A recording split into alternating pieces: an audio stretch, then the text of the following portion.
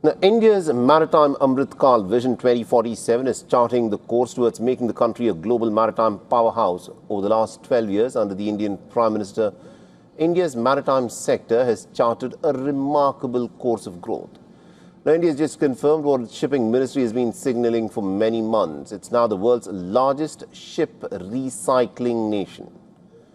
The UNCTAD data shows that India's recycling volume has jumped to 2.99 million gross tons in 2025, up from 1.86 million in 2024. That is nearly 60% growth in a single year, lifting global market share from 30.1 to 35.4%.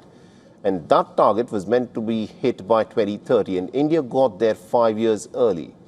Built almost entirely on the back of Alang Sosia Yard in Gujarat, which handles roughly 97% of the country's recycling activity.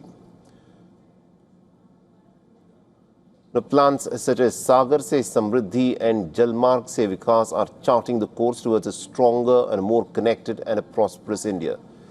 Over 300 initiatives have been deployed under various schemes. Port capacity is up 81% over 12 years. Cargo on national waterways has grown 652%.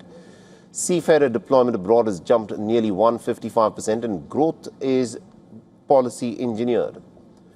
The Recycling of Ships Act of 2019, new 2026 regulations tightening safety and environmental compliance, and also a credit note scheme that funnels 40% of the scrap value back into financing new Indian ships that are built. Now, these are deliberate moves to convert recycling capacity into shipbuilding demand and not just a recycling story. Now, the bigger bet is Vadhavan, already approved by the Union Cabinet. The centre's 76,200 crore project, all-weather deep draft port project in Maharashtra, is projected to be amongst the world's top 10 ports on completion, and it will generate roughly about 12 lakh jobs. It sits on India, Middle East, Europe economic corridor, a direct hedge against over-dependence on routes shaped by the Chinese and the Gulf logistical networks. And this alone is expected to add about 23.2 million tons of container handling capacity. The Sagar Se Samriddhi and the Maritime Vision 2047 is doing the heavy lifting of the economic work. And India wants EU-approved recycling yards, deeper green shipbuilding capacity in ports that don't just handle cargo but anchor entire industrial corridors.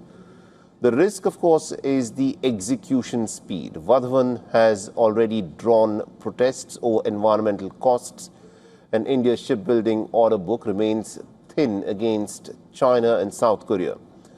For India, 12 years of infrastructure gains are real. Converting them into global market share is the harder test that still lies ahead.